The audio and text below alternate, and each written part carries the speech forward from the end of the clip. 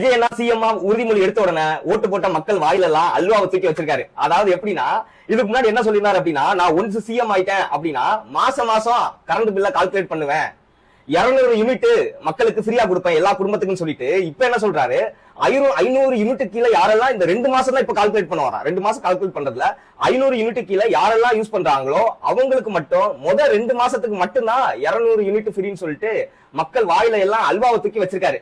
அதுக்கப்புறம் என்ன சொல்றாரு, நான் வெள்ளை அறிக்கை கொடுக்குறேன். வெள்ளை அறிக்கை கொடுப்பாரா என்னன்னு, தமிழ்நாடு மிகப்பெரிய கடன்ல இருக்கு, ஃபண்டே சுத்தமா இல்ல அப்படின்னு. ஏன் நீங்க இதெல்லாம் வாக்குறுதி கொடுக்கறதுக்கு முன்னாடி இதெல்லாம் உங்களுக்கு தெரியாதா?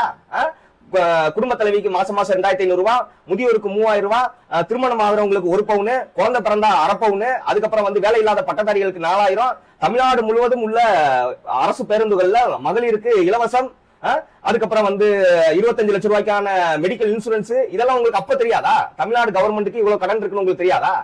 வாய்க்கு வந்ததெல்லாம் வாக்குறுதியா விட்டுட்டு இப்ப என் கூட மக்கள் எல்லாம் நில்லுங்க, நான் உங்களை ஏமாத்த மாட்டேன், ஃபண்ட் சுத்தமா இல்ல, நான் கூடிய சீக்கிரம் வெள்ளை அறிக்கை கொடுக்குறேன்னா எங்களுக்கு வெள்ளை அறிக்கை தேவை கிடையாது. நீங்க சொன்ன வாக்குறுதிகளை நீங்க பின்பற்றணும். அதுக்கப்புறம் இன்னைக்கு திமுகவுடைய கூட்டணி கட்சிகள் தயவுல நீங்க முதலமைச்சர் ஆயிருக்கீங்க. நீங்க தான் இதுக்கு முன்னாடி சொல்லிருக்கீங்க. என்ன சொன்னீங்க, அதாவது தமிழ்நாடு அரசினுடைய பட்ஜெட் வருஷத்துக்கு 4 லட்சம் கோடி அப்படின்னா அதுல ஏறக்குறைய 1.5 லட்சம் கோடி மு.க. ஸ்டாலின் அவர்களுடைய குடும்பத்துக்கு மட்டும் போகுது அப்படின்னு. அப்ப ஏறக்குறைய நீங்க சொன்னதுபடி பார்த்தா மு.க. ஸ்டாலின் இந்த 5 வருஷத்துல அவர் ஏறக்குறைய 7.5 லட்சம் கோடி மக்கள் பணத்தை கொள்ளையடிச்சிருக்காரு. கரெக்டா? அப்போ நீங்க எப்ப மு.க. ஸ்டாலினையும் உதயநிதி ஸ்டாலினையும் முன்னாள் அமைச்சர்களையும் கைது பண்ணி அந்த பணத்தை எல்லாம் மீட்டெடுக்க போறீங்க? அந்த பணத்தை எல்லாம் நீங்க மீட்டெடுத்தாலே நீங்க சொன்ன வாக்குறுதிகளை ஓரளவு நிறைவேற்ற முடியும். நீங்க பதில் சொல்லுங்க விஜயனா. அப்போ நீங்க எனக்கு நீங்க கைது பண்ணுவீங்கிறது நம்பிக்கை கிடையாது. ஏன் அப்படின்னா நீங்க திமுகவுடைய தயவுல தான் நீங்க முதலமைச்சர் ஆயிருக்கீங்க.